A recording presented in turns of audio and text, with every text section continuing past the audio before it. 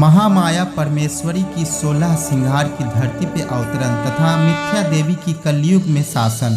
सृष्टि के प्रथम कल्प में एक बार मिथ्या देवी अपने पति अधर्म और भाई कपट के साथ मिलकर भूलोक में घर घर अत्याचार करा दिया। लोग ने अपनी दोनों पत्नियां क्षुधा और पिपासा के साथ मनुष्यों का जीना मुश्किल कर दिया। लोग एक दूसरे का धन, भूमि, पुत्री तथा पत्नियों का हरण करने लगे। चारों ओर बेविचार फैल गया। अधर्म और मिथ्या देवी का शासन हो गया। प्रजा त्राही त्राही करने लगी। तब सप्त ऋषियों ने महामाया परमेश्वरी की उपासना व घोर तप किया। आदि शक्ति माता ऋषियों को उनकी तपस्या का फल प्रदान करने के लिए प्रकट हुई।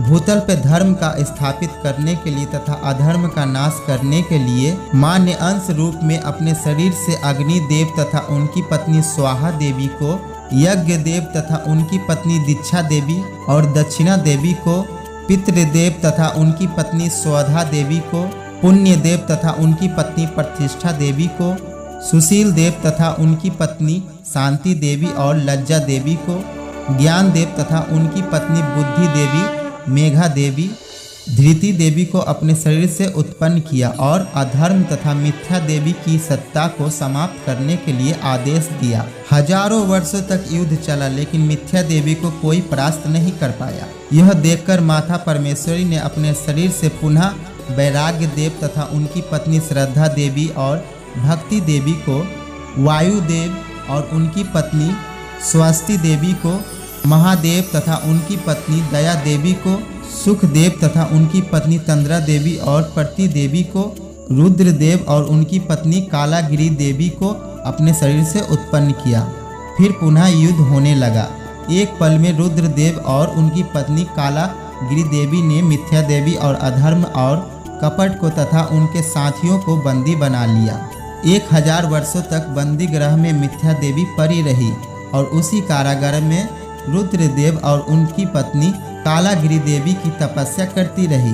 मिथ्या देवी की तपस्या से प्रसन्न होकर रुद्रदेव और माता कालागिरी देवी प्रकट हुई और मिथ्या देवी को वरदान दिया। रुद्रदेव ने मिथ्या देवी से कहा, सतयुग में तुम अदृश्य रहोगी, त्रेता युग में तुम सूक्ष्म रूप से रहोगी, द्वापर युग में तुम आधे शरीर से रहोगी, कलयुग में तुम संपूर्ण शरीर से रहोगी। कलयुग में सर्वत्र तुम्हारा शासन होगा। माता कालागिरी देवी ने मिथ्या देवी से कहा, हमारे शरीर के 16 सिंगारों का अंश रूप से धरती पर अवतरण हुआ है। उनके पास कभी न जाना, अन्यथा वहीं पर भस्म हो जाओगी। मिथ्या देवी ने हाथ जोड़कर पूछा, माते आपके 16 सिंगार अंश रूप में कहाँ कहाँ है? माता ने कहा, हमारी आँख का काजल क्षीर सागर के रूप में है, हमारी मांग का सिंदूर शेष नाग का रूप धारण करके विष्णु की शेष सैया बनकर क्षीर सागर में है, हमारे पांव का महावर वृक्ष रूप में कौशल देश में है। जब विष्णु का राम रूप में अवतार होगा तब मेरे भक्त कच्छप को केवट रूप में जन्म होगा। केवट इस वृक्ष को काट कर नाव बनाएगा और उसी नाव से केवट विष्णु रूपी राम को गंगा के पार उतारेगा।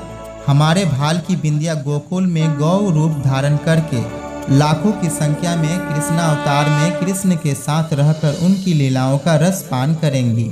हमारी चूड़िया नदी का रूप धारण करके सरयू नाम से जानी जाएगी, जो राम की लीलाओं का रसास्वादन करेगी। हमारी पायल पीताम्बर का रूप धारण करके हमेशा कृष्ण के शरीर में विद्यमान रहेगी। हमारे पाँव की बिछिया मंदराचल पर्वत के नाम से जानी जाएगी। अगले कल्प में सागर मंथन की लीला होगी, जिसमें मंदराचल पर्वत मथानी बनेगी। हमारी नासिका की नथनी ब्रह्मा का कमंडल है।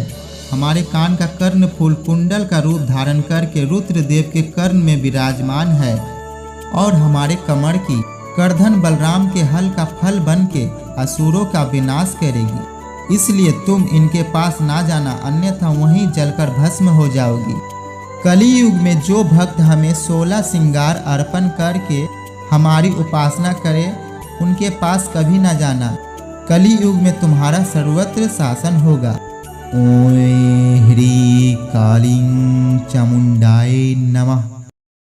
मित्रों, ऐसे ही और वीडियो देखने के लिए सब्सक्राइब कीजिए सत्य सनातन हिंदुत्व धर्म को और घंटी बजाइए।